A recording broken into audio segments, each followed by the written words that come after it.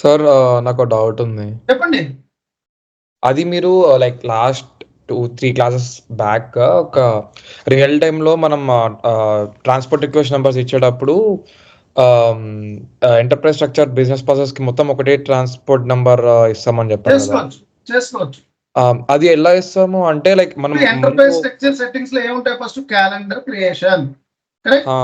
దాని టిఆర్ తర్వాత plan create చేస్తారు. ట్రాన్స్‌పోర్ట్ రిక్వెస్ట్ నంబర్ అడుగుతుందా? అవునవును. సో మనం ఏం చేస్తారు? క్రియేట్ ప్లాంట్ అంటారు. ఎంటర్‌ప్రైజ్ స్ట్రక్చర్ సెట్టింగ్స్ పిపి అంటారు. డిస్క్రిప్షన్. సో ఇప్పుడు మనకి అప్పుడు సేవ్ చేసినప్పుడు మనకు ఒక టిఆర్ఎన్ నంబర్ వస్తుంది కదా. సెకండ్ ఇప్పుడు ప్లాన్ తర్వాత నెక్స్ట్ లొకేషన్ చేసేటప్పుడు మనం అక్కడ ఈటీఆర్ నంబర్ అక్కడ కాపీ చేయాలా? డిస్క్రిప్షన్ న్యూ ఎంట్రీస్ కి వెళ్ళకూడదు. అదే ట్రాన్స్‌పోర్ట్ రిక్వెస్ట్ నంబర్ లో సేవ్ చేసేయాలి. అంటే దానికి సేవ్ చేసే ముందు న్యూ ఎంట్రీస్ లో మనం ఫస్ట్ డేటా లొకేషన్ కి వెళ్ళి న్యూ ఎంట్రీస్ కి వెళ్తారు. సేవ్ చేసినప్పుడు ట్రాన్స్‌పోర్ట్ రిక్వెస్ట్ నంబర్ అడుగుతుంది కదా. అప్పుడు ఇదే నంబర్ అక్కడ కాపీ చేయాలా? అంతే. ఇదే కాపీ చేయట్లేదు, ఎంటర్ చేసేయడం. ఇంకా జస్ట్ సేవ్ అన్నిటికీ ఒకటే ట్రాన్స్‌పోర్ట్ రిక్వెస్ట్ నంబర్. ఓహో, బై డిఫాల్ట్ అంటే మనం అక్కడ బాక్స్ చిన్న బాక్స్ లో మళ్ళీ మనం క్రియేట్ న్యూ రిక్వెస్ట్ కాకుండా అవసరం లేదు.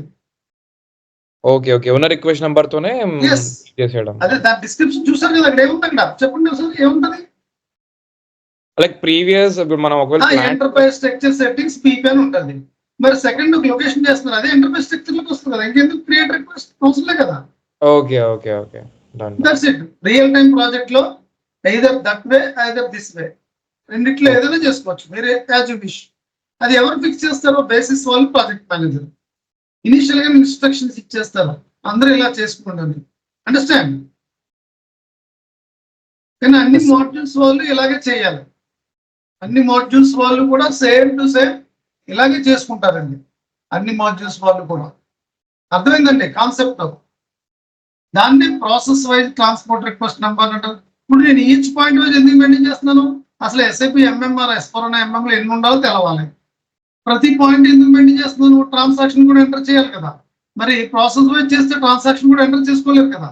కరెక్ట్? ఈ చాలా బేసిక్ ఫండమెంటల్స్ అండి. చాలా మందికి ఈ ఫండమెంటల్స్ తెలకుండానే ప్రాజెక్ట్లకు వెళ్తారు. ఇంటర్వ్యూలోనే ఆగిపోతారు అనుకోండి, ఇంటర్వ్యూలో పట్టుకుంటాడు. ఇవన్నీ కూడా మీరు వేస్తున్న క్వశ్చన్స్ అన్ని ఇంటర్వ్యూలో అడుగుతాడు. 100% మీరు అందుకే ప్రాక్టికల్ గా క్లాస్కి వచ్చి మాట్లాడాలండి. అందరూ మాట్లాడమని ఎందుకు చెప్తున్నాను? క్లాస్ అయిపోయాక ఇంకేముంటుందండి? క్లయింట్ ప్లేస్కి వెళ్తారు జాబ్ వచ్చాక, మీరే మాట్లాడాలి. క్లయింట్ ప్లేస్ లో క్లయింట్ నెంబర్ ఆఫ్ క్వశ్చన్స్ చేస్తాడు. ఇక్కడ మాట్లాడుతూ అలవాటు అయింది అనుకోండి, అక్కడ మాట్లాడగలరు.